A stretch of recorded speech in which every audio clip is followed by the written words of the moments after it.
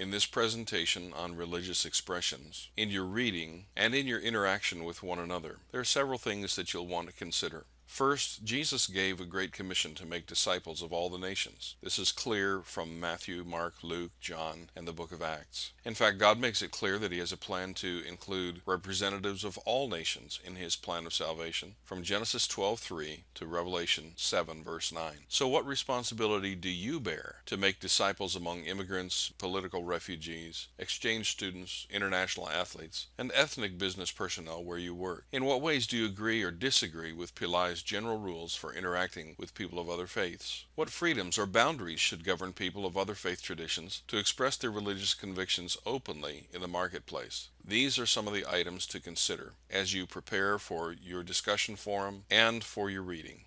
The wearing of religious headgear is a topic of discussion both in the news and in legal matters here and around the world. What is your company's policy about religious headgear being worn in the workplace? And who determines what is appropriate and what is acceptable?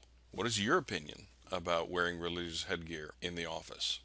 Not only is headgear a topic of discussion, but also religious clothing, religious jewelry, in fact, clothing with religious expressions on it. So what is the policy at your place of employment regarding jewelry or clothing with overtly religious symbols or messages? And how do you cultivate opportunities to share your faith in Christ with coworkers?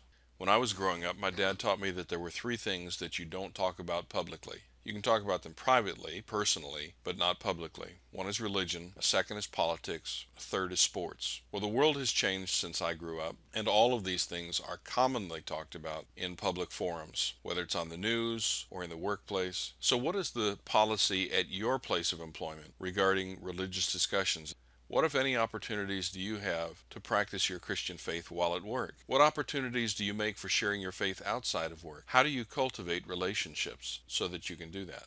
Rajendra Pillai is a Christian from India who wrote the book Reaching the World in Our Own Backyard. He did so to provide a handbook for Christians to build relationships with people of other cultures and other faiths. In chapter 13 of his book, he gives general guidelines for interacting with people of other religions. Here is his list in short. Show respect for places of worship. Show respect for their scriptures. Never ridicule or belittle their beliefs and symbols. Avoid arguments. In fact, have a conversation rather than an argument. Show respect for their customs and traditions. Build a relationship, and then finally share your testimony. The purpose of building these relationships is so that you can communicate the gospel of Christ effectively. And if we do not win a hearing, we cannot win their heart.